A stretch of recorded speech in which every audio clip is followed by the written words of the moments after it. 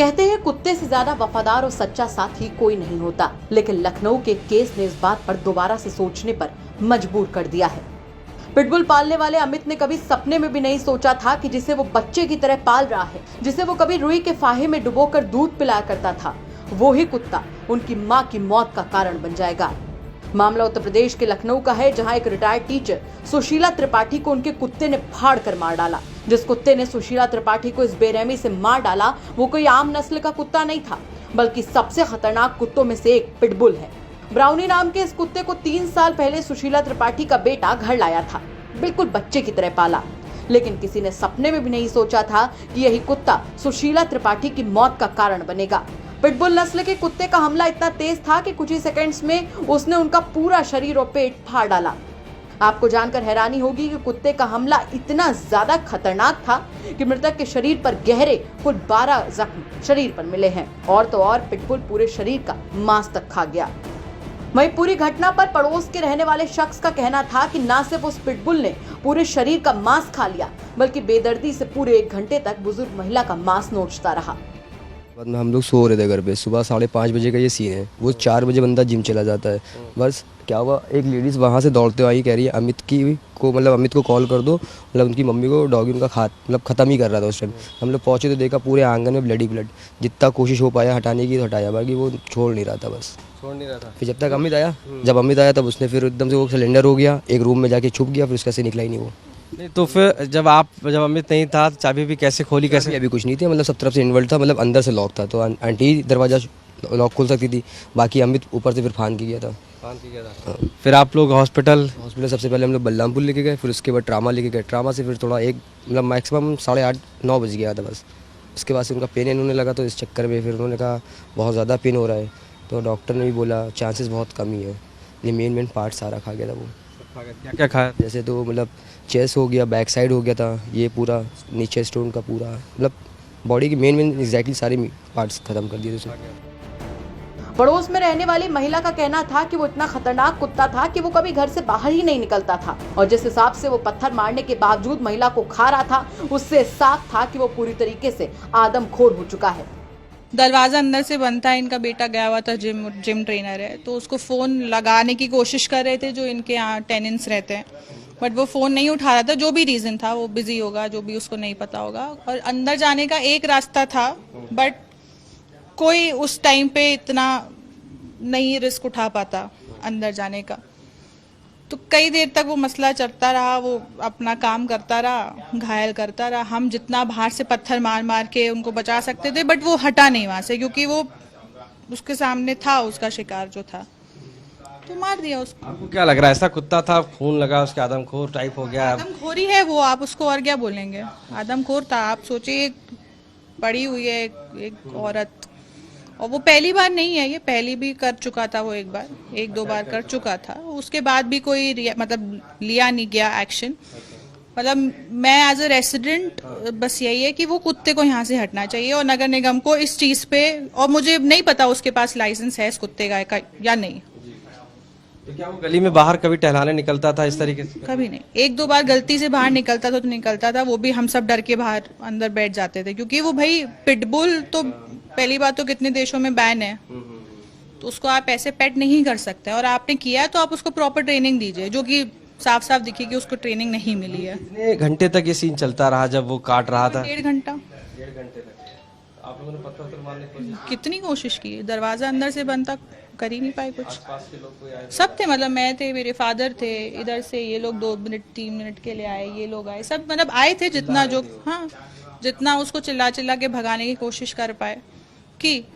फिर ऊपर से अमित जो लड़का है उनका एक दोस्त आया, वो गया ऊपर डंडे वंडे से, जो भी ऊपर से जितना उसको वो उड़ा पाया वो छोड़ा। फिर जितना मुझे नहीं पता, क्योंकि वो काफी एक पॉइंट पे तो वो घसीट के लेके चला गया था कुत्ता उनको। हाँ।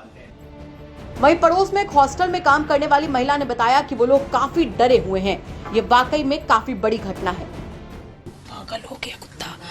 रोज रहता था उनके घर पे, लड़का जिम जाता था, और अंदर माताजी थी, अंदर भाई सबका गेट अंदर से बंद रहता है, अपने अंदर काम क्या करती, पता नहीं कुत्ता कल कैसे पागल हो गया। वो लड़का जिम चला गया था और बस काटने लगा माताजी को। हमारा तो हॉस्टल है माँ, हम यहाँ काम करते हैं। हम तो 11 बजे आए, लड़कियाँ हमारे हॉस्टल में थी, देखी कि चिल्लाटो मचा है, किसके यहाँ कुत्ता काट रहा है। कुछ हमारी सिस्टर हॉस्पिटल में पूजा करें, हम इंदिरा गांधी में जॉब करते हैं, तो वहाँ पूजा करने गई थी। देखी मेरे हमारी फ्रेंड को तो नहीं कुत्ता काट रहा, इधर उधर कुछ नहीं दिखा। पता चला इधर से ऐसी गोटी हमारी एक रहती, बोली इधर से आवाज़ आ रही है। झाँक के देखा तो माता जी को कुत्ता दौड़ा दौड़ा के खींच खींच के काट रहा था। अच्छा, खींच खींच के इस तरह से ब्लड उलट पड़ा था। तो ये पहले भी खाना देती थी, कभी ऐसा नहीं हुआ? कभी ऐसा नहीं हुआ, लेकिन जैसे उस दिन उसके कोई दानव सवार हो गया कुत्ते के, और कोई उसमें रहता नहीं था, वही माँ बेटे रहते थे, बेटा जिम जाता था। फिर बचाया कैसे उसे, क्या हुआ, मतलब कैसे ले गए? फिर अरे वो लड़का, भाई जिम में रहते लोग तो फ़ोन नहीं उठाते हैं। फिर वो लड़का आया, एक घंटा काटता रहा माता जी को। माता जी एकदम एक हड्डी की थी, अरे 80 की एज रही होगी। फिर उसके बाद में वहाँ गए, उनके दोस्त आए, देखे ये पोजीशन, वो लड़का पागल हो गया गोमती नगर में जहाँ जिम चलता था, वहाँ गया, उनको ले गया। जैसे आया वो लड़का जिसकी माँ का ऐसा कांड हो रहा है, जैसे छत पे चढ़ के गया, अंदर से गेट खोला, तब जाके माता जी को सब लेके भागे हॉस्पिटल। वहीं पूरे मामले पर नगर निगम के अधिकारी अरविंद राव के मुताबिक नोटिस दिया जा रहा है और लाइसेंस भी देखा जाएगा। अगर लाइसेंस नहीं है तो कार्रवाई होगी और अगर है तो लाइसेंस कैंसिल करके कुत्ते को जब्त कर लिया जाएगा। देखिए, जैसे सूचना मिली थी हमें, तो हमने अपने वेटनरी अफसर हैं डॉक्टर अभिनव वर्मा जी को तुरंत मौके पे भेजा था। अपनी टीम के साथ ये गए थे। तो उस समय जो डॉग ओनर था, हम ये जानना चाह रहे थे कि घटना सही है या गलत है और उस कुत्ते का लाइसेंस है कि नहीं। तो डॉक्टर साहब ने जब चेक किया तो उस समय उस घर के मालिक की मनोस्थिति अच्छी नहीं थी कि कुछ भी चीज़ें बता पावे। और बिल्कुल सही बात है, तो ये लोग चले आए थे। आज सुबह भी हमारी टीम गई हुई थी, तो अभी अपनी माताजी के अंतिम क्रियाकर्म में लगे हुए हैं।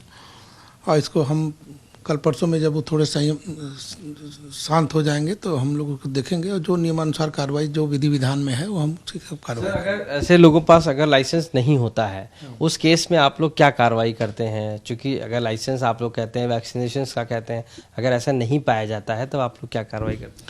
देखिए, अगर किसी के पास लाइसेंस नहीं है तो हम 500 से लेकर 5000 तक जुर्माना करते हैं।